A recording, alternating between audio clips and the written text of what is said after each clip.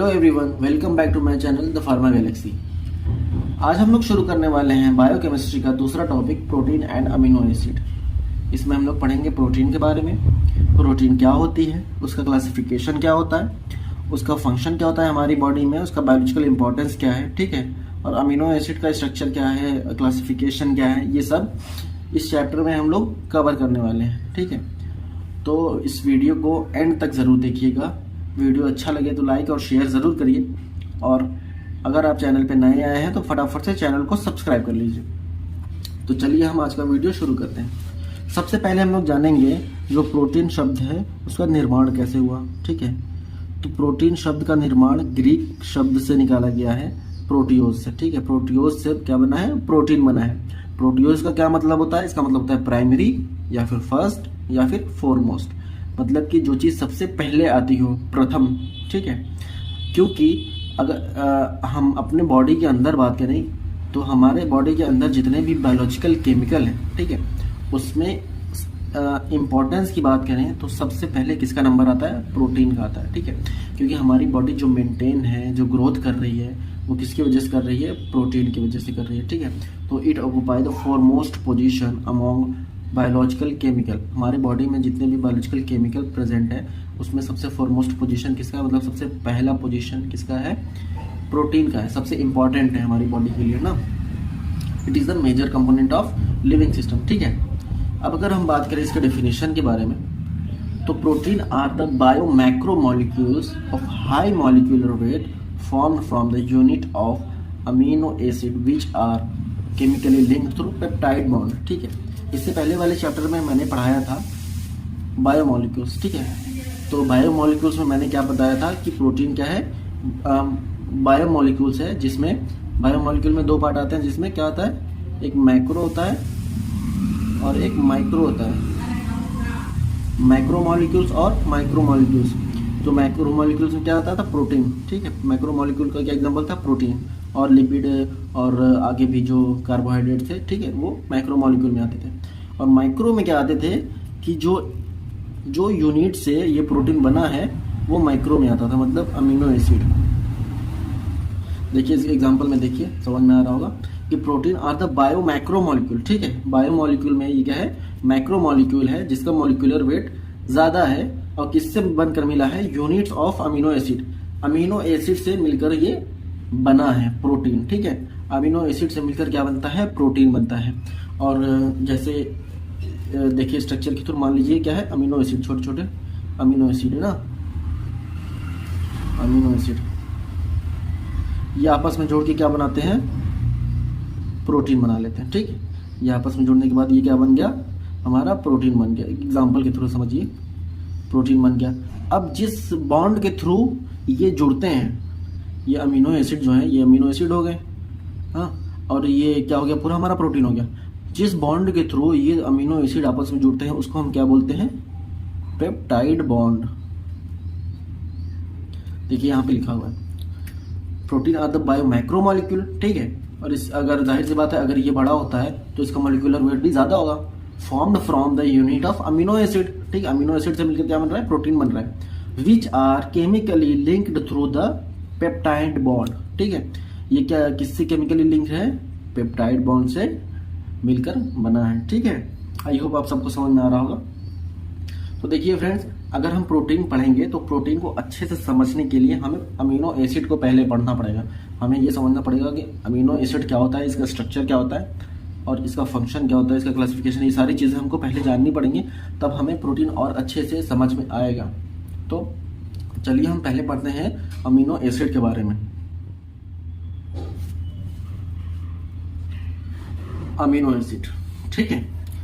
There are about 300 and more amino acid occurs in the nature. दुनिया में, ठीक है, नेचर में 300 या फिर उससे ज्यादा अमीनो एसिड प्रेजेंट है, लेकिन जो हमारे प्रोटीन के फॉर्मेशन में कंट्रीब्यूट करता है वो कितने हैं? 20, ठीक है। मतलब कि इस नेचर में 300 से ज्यादा अमीनो एसिड तो प्रेजेंट है, लेकिन जो प्रोटीन के फॉर्मेशन में कंट्रीब्यूट कर रहा है, कॉन्स्टिट्यूएंट है, वो कितने होते हैं? 20 होते हैं। अब आइए बात करें इसके डेफिनेशन के बारे में। Amino acid are the basic structural unit of protein which consist of पहले हम लोगों ने इसके पहले जो प्रोटीन का डिफिनेशन पढ़ा था उसमें हम लोगों ने यही पढ़ा था ना कि अमीनो एसिड क्या यूनिट है। यही यहाँ पे वही चीज़ लिखी हुई है, देखिए amino acid are the basic structural unit of protein. ठीक है, ये क्या है, प्रोटीन का क्या है, स्ट्रक्चरल यूनिट है। हाँ, विच कंसिस्ट ऑफ, आप देखिए ये किससे मिलकर बना होता है, अमीनो ग्रुप से होता है। ठीक है, कार्बोक्सिल ग्रुप, हाइड्रोजन ग्रुप और एक वेरिएबल ग्रुप भी इसमें होते हैं। ये देखिए ये किसका स्ट्रक्चर है, ये अमीनो एसिड का स्ट्रक्चर है। ठीक है, ये क्या है, कार्बन है। अब इसके चारों तरफ क्या पाया जा रहा है, देखिए किससे किससे मिलकर बना होता है, ये हमारा NH2 क्या है, NH2 अमीनो ग्रुप। ठीक है, NH2 हमारा हो गया अमीनो ग्रुप। कार्बोक्सिल ग्रुप क्या है, ये COOH। ठीक है, COOH हमारा क्या है, कार्बोक्सिल ग्रुप। हाइड्रोजन एटम ये है। ठीक है, हाइड्रोजन एटम भी प्रेजेंट है वहाँ पे।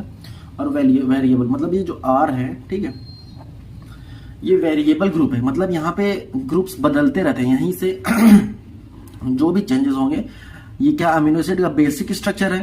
ठीक है, तो यहाँ पे जो चेंजेस होंगे यहीं पे होंगे, यहाँ पे नहीं होंगे। ठीक है, जैसे कोई भी अमीनो एसिड हुआ तो CH2 लग गया तो कोई और अमीनो एसिड बन गया, CH2OH लग गया, फिर CH3 लग गया, तो जो भी चेंजेस होंगे वो यहीं पे होंगे, वेरिएबल ग्रुप पे ही होंगे। ठीक है, इसलिए इसका नाम है वेरिएबल ग्रुप।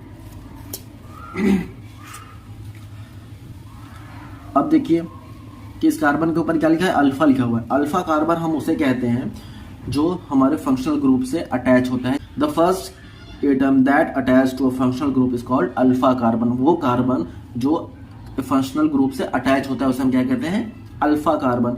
और यहाँ पे इस कार्बन को किरल कार्बन भी कहा जाता है, क्योंकि किरल कार्बन उसे कहते हैं जिसके चारों तरफ अलग अलग फंक्शनल ग्रुप या फिर अलग अलग सब्स्टिट्यूट मौजूद होते हैं। ठीक है, ये आप H, NH2, R, COH ये सब डिफरेंट है। ठीक है, कोई भी मैच अगर यहाँ पे H इधर होता, H या फिर H इधर, इस तीनों साइड H होता तो ये क्या होता, किरल कार्बन नहीं होता। लेकिन यहाँ पे चारों तरफ अलग अलग चीजें पाई जा रही हैं, इसकी वजह से ये क्या है, किरल कार्बन कहलाता है।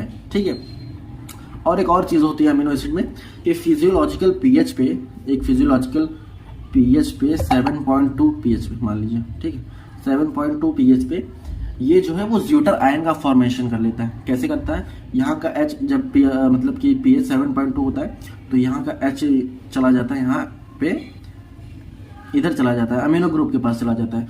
तो कुछ ऐसा ये हो जाता है। ठीक है, इसका फॉर्मेशन कुछ ऐसे हो जाता है, C ऊपर H हो गया। ठीक है,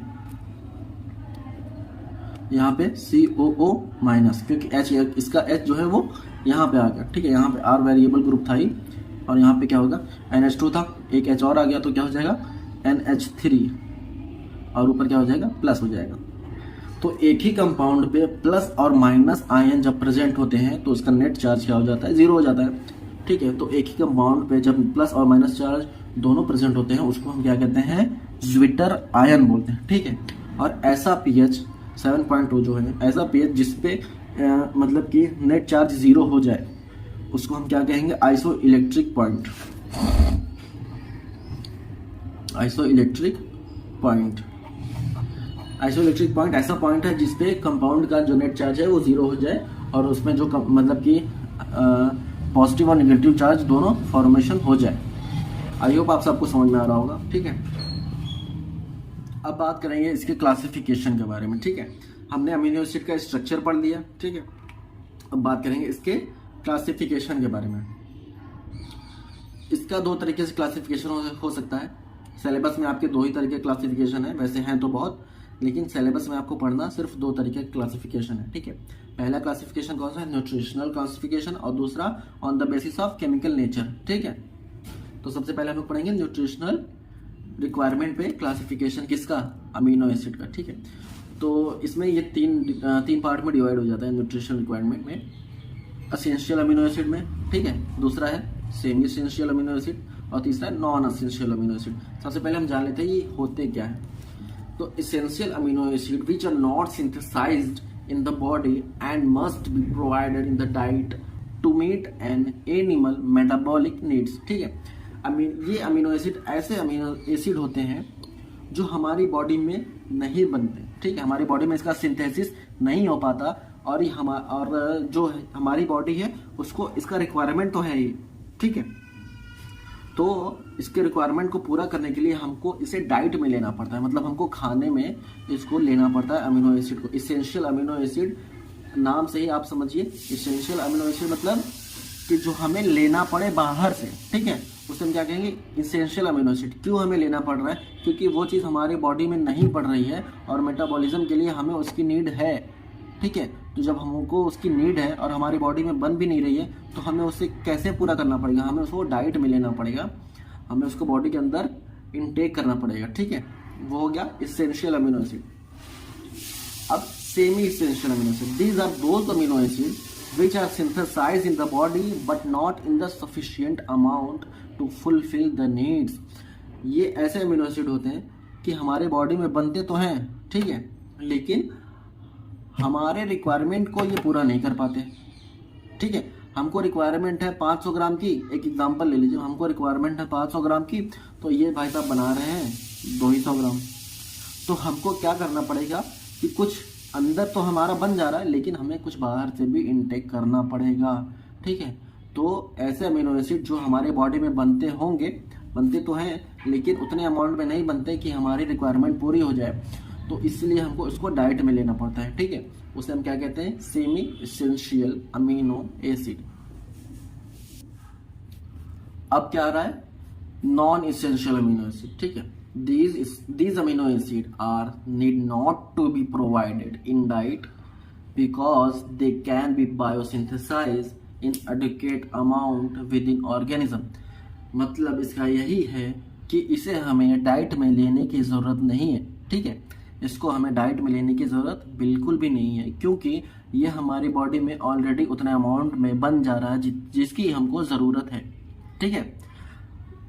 एक बार फिर से समझ लीजिए, ये ऐसे अमीनो एसिड होते हैं कि जिसे हमें डाइट के द्वारा लेने की ज़रूरत नहीं है, ये हमारे बॉडी में इतने अमाउंट में वैसे ही बन जाता है जितनी हमको ज़रूरत है, ठीक है। अब उतना बन जा रहा है, रिक्वायरमेंट पूरा भी हो जा रहा है, तो हम क्यों लेंगे बाहर से, ठीक है। अब देखते हैं कि इसमें कौन कौन सा अमीनो एसिड आता है। देखिए उसमें एग्जाम्पल पूछा है आपके सिलेबस में, तो एग्जाम्पल के थ्रू देखिए। इसेंशियल में आपका वैलिन आता है, अर्जिनिन आता है, tryptophan, histidine, isoleucine, lysine, leucine, phenylalanine, threonine, methionine. Semi essential में आपका अर्जिनिन, हिस्टिडीन, ठीक है। नॉन इसेंशियल में आपका alanine, asparagine, aspartic acid, glutamine, glutamic acid, tyrosine, proline, serine, cysteine, glycine, ठीक है। ये सब क्या है? एग्जाम्पल है अमीनो एसिड के, ठीक है। तो एग्जाम में जैसे पूछ लिया कि अमीनो एसिड को लिखना है, ठीक है, इसेंशियल अमीनो एसिड को एग्जांपल दीजिए, ठीक है। तो एक ट्रिक आप लोग एक ट्रिक बना लीजिए, ठीक है। ये बहुत इजीली याद नहीं होगा, बहुत टफ होता है, आपको याद भी हो जाएगा तो आप भूल जाएंगे। तो एक ट्रिक बना लेंगे तो वो चीज़ें आपके दिमाग में मतलब कि हमेशा बनी रहेंगी उस ट्रिक के थ्रू। जैसे कुछ भी बना लीजिए, जैसे आप फर्स्ट लेटर उठाइए, ठीक है, वैट, ठीक है, ऊपर बन गया क्या? V80 वैट बन गया, HILL हिल बन गया, वैट हिल, ठीक है, वैट हिल बन गया। हाँ, एक एग्जांपल आप अपने से भी बना सकते हैं, मैं आपको एक ऐसे ही बता रहा हूँ, ठीक है। अगर ये अट्रैक्टिव ना लगे तो आप खुद से बना लेंगे तो ज़्यादा आपको अच्छे से याद रहेगा, ठीक है। वैट हिल, ठीक है, वैट नाम का एक हिल स्टेशन है, ठीक है। तो वैट हिल PTM, अब क्या बचा? P बचा, T बचा, M बचा, ठीक है। वैट हिल पे तुम और मैं, ठीक है। वैट हिल पे तुम और मैं। मान लीजिए हम लोग कहीं घूमने गए हैं तो एक बंदा कह रहा है कि वैट हिल पे तुम और मैं, ठीक है। कोई स्टेशन है, वैट नाम का हिल स्टेशन है, तो वैट हिल पे तुम और मैं। तुम से क्या हो गया? थियोनिन हो गया, मैं से क्या हो गया? मेथियोनिन हो गया, ठीक है। पे से क्या हो गया? फेनिलएलानिन हो गया। और यहाँ पे तो पूरा भी जा रहा था वैट से, वैट मतलब कि वैलिन और arginine, tryptophan, histidine, isoleucine, lysine, leucine, phenylalanine, हाँ, तुम से थियोनिन और मेथियोनिन से मैं से मेथियोनिन, ठीक है। तो इसी तरीके से आप इसका ये तो याद हो जाएगा। नॉन इसेंशियल का भी एक ट्रिक बना लेंगे तो अच्छे से आपको ये रिमेंबर रहेगा। अब आता है हमारा स्ट्रक्चरल क्लासिफिकेशन, ठीक है, अमीनो एसिड का। न्यूट्रिशनल रिक्वायरमेंट पे हमने क्लासिफिकेशन इसका देख लिया, अब इसको हम देखेंगे स्ट्रक्चरल क्लासिफिकेशन, जिसमें पहला है acidic amino acid. Acidic amino acid क्या होता है? जैसे देखिए, मान लीजिए ये आपका क्या है, अमीनो एसिड का स्ट्रक्चर मैं बना रहा हूँ, ठीक है, COOH, ठीक है। यहाँ पे क्या था, वेरिएबल ग्रुप था, और यहाँ पे क्या था, अमीनो ग्रुप था, NH2, ठीक। ये क्या है, हमारा अमीनो एसिड का स्ट्रक्चर है। एसिडिक अमीनो एसिड वो होते हैं जहाँ पे जो एसिडिक ग्रुप है वो एक से ज़्यादा हो। अब एक से ज़्यादा कैसे होंगे, जो चेंजेस आएंगे यहीं पे चेंजेस होंगे, ठीक है, यहाँ पे तो होंगे नहीं। तो एक से ज़्यादा एसिडिक ग्रुप आए तो उसे क्या कहेंगे हम, एसिडिक अमीनो एसिड कहते हैं। इसका एग्जाम्पल क्या है, एस्पार्टिक एसिड है, ग्लूटामिक एसिड है, ठीक है। और बेसिक अमीनो एसिड वो होते हैं जहाँ पे ये बेसिक ग्रुप एक से ज़्यादा हो, ठीक है। यहाँ से यहाँ पे भी NH2 ग्रुप हो, यहाँ पे भी NH2 ग्रुप हो, ठीक है, उसे हम क्या कहेंगे, बेसिक अमीनो एसिड कहेंगे। एरोमेटिक अमीनो एसिड क्या होता है, एरोमेटिक क्या मतलब होता है, बेंजीन रिंग जहाँ पे होता है, ठीक है, उसका मतलब है एरोमेटिक। तो यहाँ पे R पे जो चेंजेस होंगे वहाँ पे एरोमेटिक रिंग जुड़ जाए तो क्या हो जाएगा, हमारा एरोमेटिक अमीनो एसिड हो जाएगा, फेनिल एलानिन जिसका एग्जाम्पल, ठीक है। और सल्फर कंटेनिंग अमीनो एसिड, यहाँ पे क्या हो जाए, सल्फर जुड़ जाए, ठीक है, तो क्या हो जाएगा, sulphur containing amino acid. Example क्या है, सिस्टीन है, मेथियोनिन है। Neutral amino acid, neutral amino acid मतलब कि एक एसिडिक ग्रुप हो एक बेसिक ग्रुप हो तो क्या है, न्यूट्रल हो जाएगा। एलिफैटिक अमीनो एसिड, एरोमेटिक का मतलब होता है ये रिंग वाला, एलिफैटिक का मतलब होता है ये खुला हुआ, ठीक है, चेन वाला, ठीक है। तो जो चेन जुड़ जाए उसे क्या कहेंगे, एलिफैटिक अमीनो एसिड, और जो रिंग जुड़ जाए उसे क्या कहेंगे, एरोमेटिक अमीनो एसिड। और न्यूट्रल में क्या कहेंगे, जब एक इधर एसिडिक ग्रुप हो और एक ही बेसिक ग्रुप हो तो क्या हो जाएगा, न्यूट्रल हो जाएगा। सल्फर मतलब कि यहाँ पे सल्फर हो जाए, इस अटैच हो जाए, ठीक है, तो सल्फर कंटेनिंग अमीनो एसिड हो जाएगा। एरोमेटिक में बेंजीन रिंग जुड़ जाती है तो एरोमेटिक अमीनो एसिड। बेसिक में क्या होता है कि अमीनो ग्रुप जो एक से ज़्यादा हो जाए तो बेसिक ग्रुप हो जाएगा, और एसिडिक में एक से ज़्यादा एसिडिक ग्रुप हो जाए, ठीक है। तो आई होप आप सबको समझ में आ रहा होगा। अगर किसी भी तरीके का डाउट है, आप नहीं सोच पा रहे तो हमको आप कमेंट सेक्शन में पूछ सकते हैं, ठीक है। तो इस वीडियो में इतना ही, हमने पढ़ा अमीनो एसिड के बारे में, ठीक है। अगले वीडियो में हम पढ़ेंगे पेप्टाइड जो बॉन्ड है उसका फॉर्मेशन कैसे होता है, और प्रोटीन के बारे में पढ़ेंगे, उसका क्लासिफिकेशन पढ़ेंगे और उसका बायोलॉजिकल इंपॉर्टेंस पढ़ेंगे, ठीक है। तो आज के लिए इतना ही। वीडियो अच्छा लगे तो लाइक और शेयर ज़रूर करिए, और मिलते हैं अगले वीडियो में। धन्यवाद।